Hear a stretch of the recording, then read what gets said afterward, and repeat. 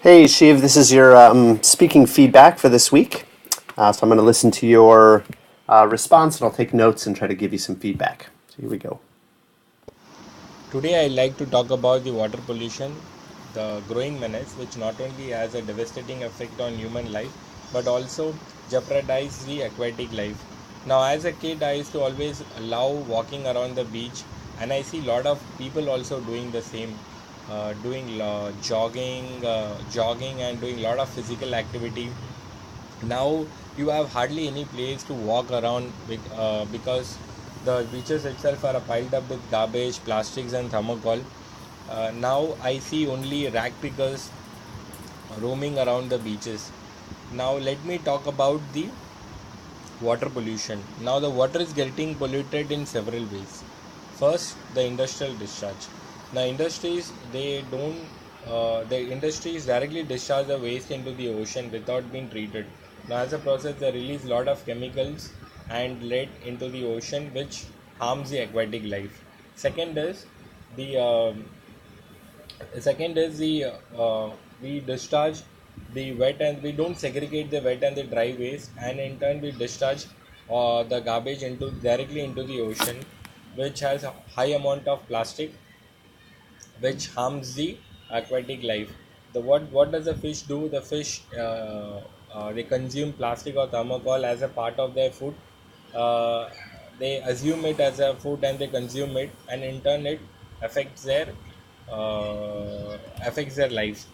Now I strongly believe that if the government invests a lot of money on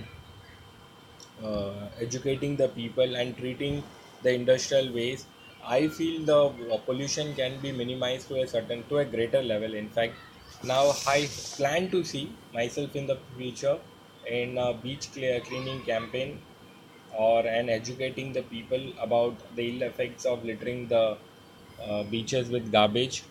By the time I am like 50, like I see, I can have a glass of water without the water purifier at my place. All right, really nice. Yeah.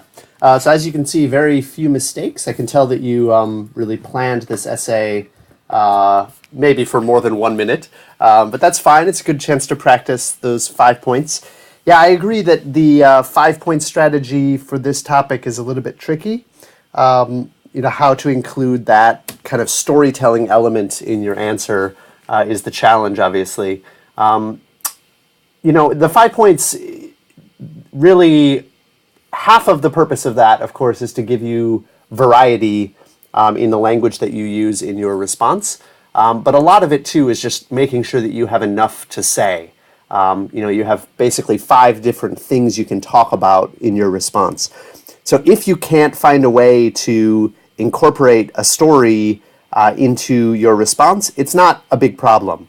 There are certain prompts where, talking about your opinion or talking about a detail might be not so easy either. So don't be afraid to just remove that and just go with 4 of the 5 points. It's not really going to hurt you.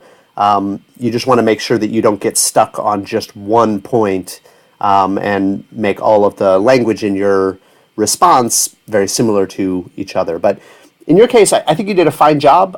Maybe just make the story fairly small so that you can get straight into the describing the actual problem as soon as you can, just since that is the main kind of focus of this response. But yeah, pretty good job. Just yeah, keep working on that 5 points. I know it's not easy with every topic, but just keep in mind it is a tool to give you as much variety as you can get. So just keep that goal in mind. And if you can't get all of the 5 points, it's not really a big deal. So nice job.